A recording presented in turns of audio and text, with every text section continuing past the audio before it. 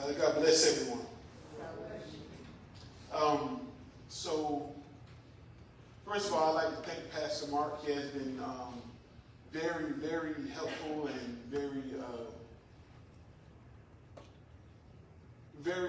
he's been very kind and very generous in his wisdom and in his knowledge in dealing with a church and pastoring a church and passing that knowledge and that wisdom on to me. And I'm just at awe of what God has done here, what I continue to see him do here every single week. And I'm just soaking it in. So, I'm grateful to God for that. And I believe that God has called me and has pulled me, dragged me, kicking and screaming. Because he said, I need you, God doesn't, make it clear, God doesn't need anything. God is God. He existed long before, and he didn't need anything. But he says, I want you over here. And I said, no thank you. I'm going over here. So when you think about the story of Jonah, think about me. And instead of going to preach to Nineveh, God has called me to preach to my family, to the lost that are in my community. And as many of you know, I have a YouTube, Facebook. My ministry I've been doing that there. And what happened is that in 2015, and I told y'all a little bit about this story in my first testimony about how they treated my father. But what happened after that I didn't get a chance to tell y'all, or I didn't think to tell y'all at the moment, was that our church ended up splitting. That's what happened. That we saw how poorly the pastor of that church, which happened to be my father for over 24 years, 25 years, was treated. After we saw that, everybody went away. So about 95% of that church left.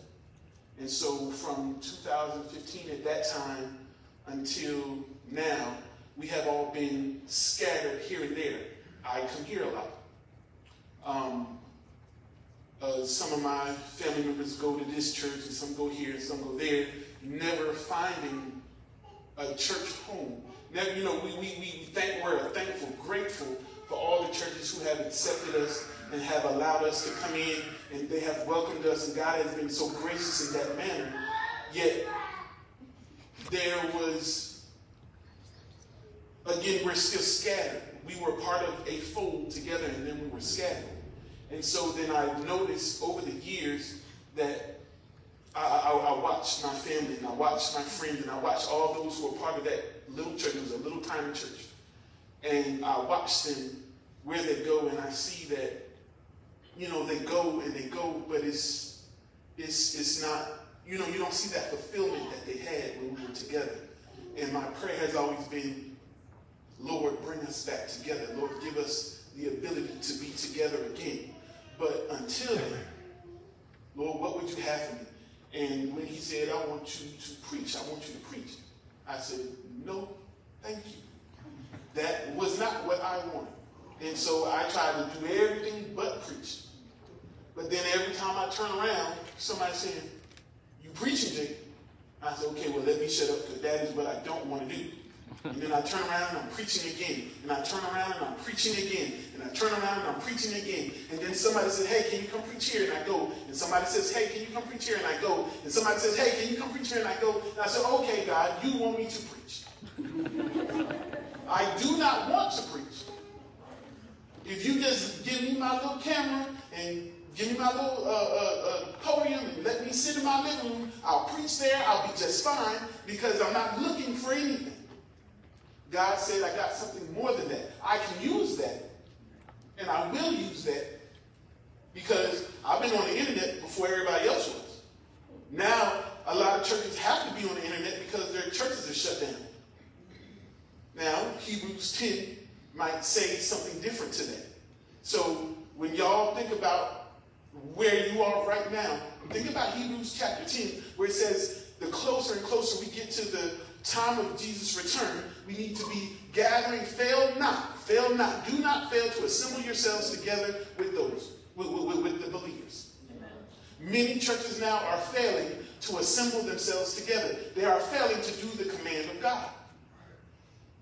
Now, the Bible also says everybody needs to be confident in their decisions. So then, don't go get your conscience. If you're scared, stay home. But where there is fear, there is not faith. And without faith, it is what? Impossible to please God. So then, my faith, the faith that God has granted to me, is that in the Bertie County, Martin County area, that area somewhere there, is where a lot of my family, a lot of my friends, a lot of my community is lacking that solid biblical teaching, that is lacking that place where you can come and feel at home and get that solid Word of God. Because as we see that beautiful young child right there, I guarantee you that that baby will not drink milk for the rest of his life, his or her life. That's right. So then that means that as we grow in the grace of God, as we become saved, as we grow, as we have a richer, fuller, more intimate knowledge of who God is, we don't stay in the same place. We grow. A child doesn't stay a child forever. They grow into a toddler, they grow into a teenager, they grow into a man or a woman. So then as we grow physically, we must also grow spiritually. So then as we grow spiritually, we must have a shepherd, a pastor, that will lead us in the spiritual things, that will teach us what the Word of God says, what the fruits of the Spirit are, as we learned today, how to pray. All of these things that we need to know, that we need to grow in. We need someone to remind us of these things week in and week out and share these things with us, correction and instruction in righteousness, that the men and women of God will be complete, lacking nothing. So that is how I feel God allowed. We know that all things work together for the good of those who love the Lord and are called according to his purpose. So then when that church split, I believe that was God putting pressure on me. That was God putting pressure on us all. But me in particular, because I need you to lead. Because Jacob was not thinking about leading nothing. I wasn't thinking about leading nobody. I didn't care to lead. I'm just fine in the back. Leave me back there. I don't want no spotlight. I don't want the forefront. Leave me in the back. I'm fine. But God says, no, I need you to go. And so because God says go, I'm going.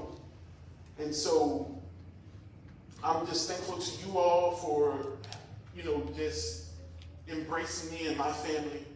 I'm thankful to my church, the few that were able to make it this week. I'm thankful to them for always continuing to support me.